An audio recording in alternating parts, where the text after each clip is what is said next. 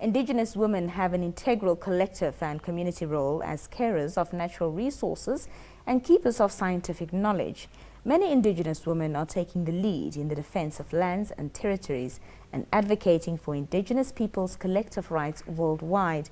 The International Day of the World's Indigenous People is celebrated globally on the 9th of August, and it was observed in Namibia today under the theme, The Role of Indigenous Women in the Preservation and Transmission of Traditional Knowledge.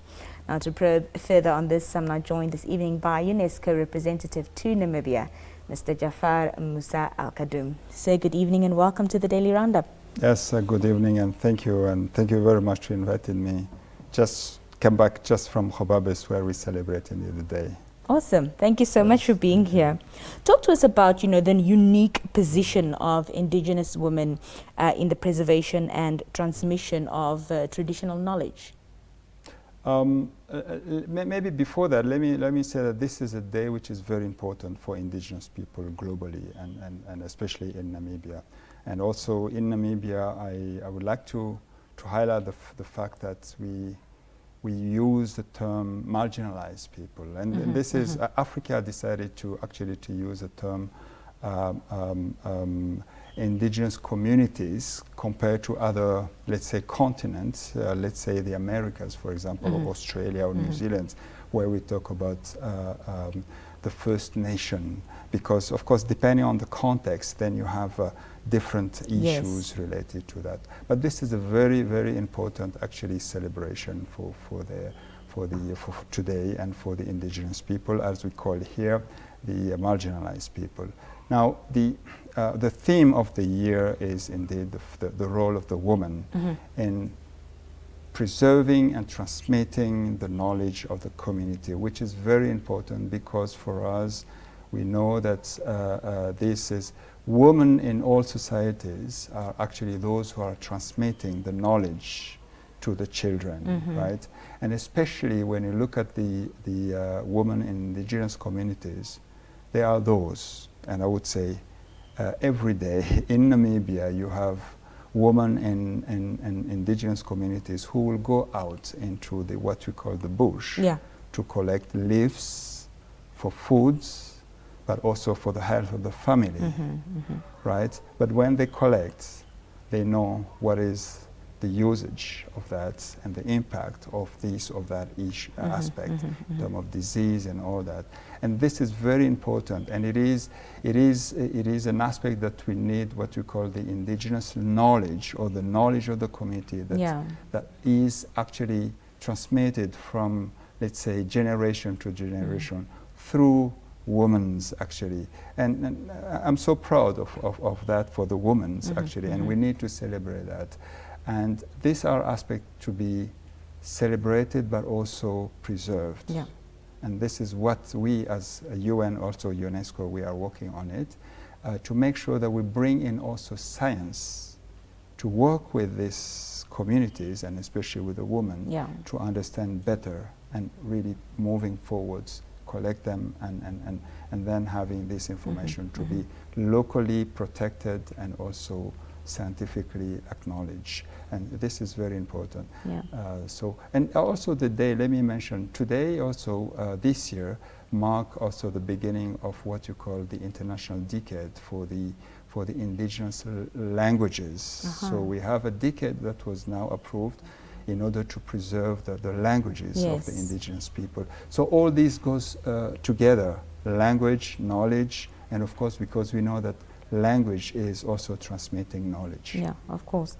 What are some of the brightest examples of indigenous women-led processes in solving contemporary, global issues through effective application of, traditional scientific knowledge? I don't have, it depends on the country, on the context. I don't have a specific example as such that I can give you, but we know that there's a number of, even in the context here, many herbal, let's say, infusions or product actually, they came actually from the knowledge of these communities that somehow were taken, I would say, unfortunately, by some big companies to be exploited. But so I don't have a specific name to mention that, but it is important to underline that really these are knowledge that are so important that need to be actually documented and valued and protected. You mentioned just earlier about the importance of the preservation of indigenous languages as well. Yes. How are women leading the way in maintaining, indigenous languages? We know that the first language that we learn is what you call the mother language, the mother tongue. Mother tongue, actually, and this is also very important for the child born, because this is the first, let's say,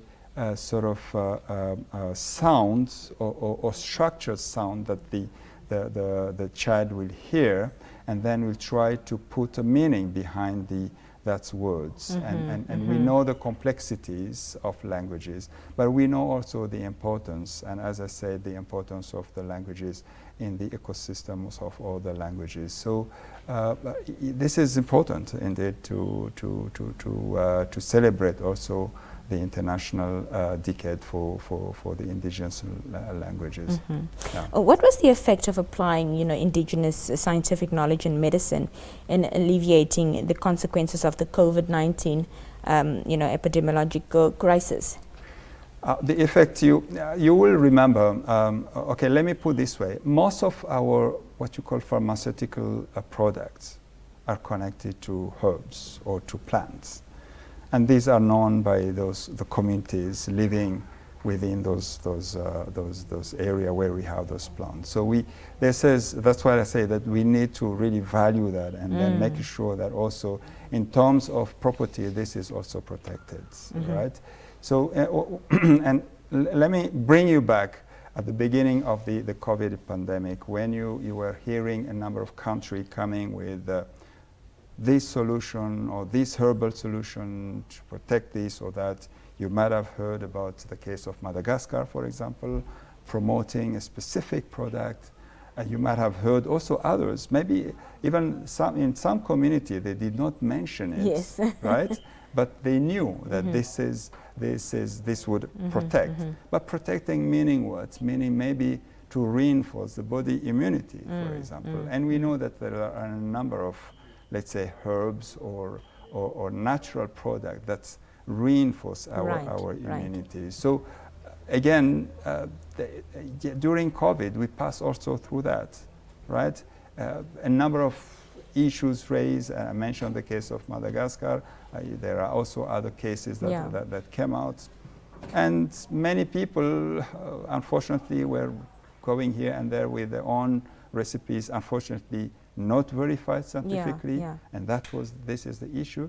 We need to bring science actually to learn about these local knowledges, and then see how we can really make sure that they are indeed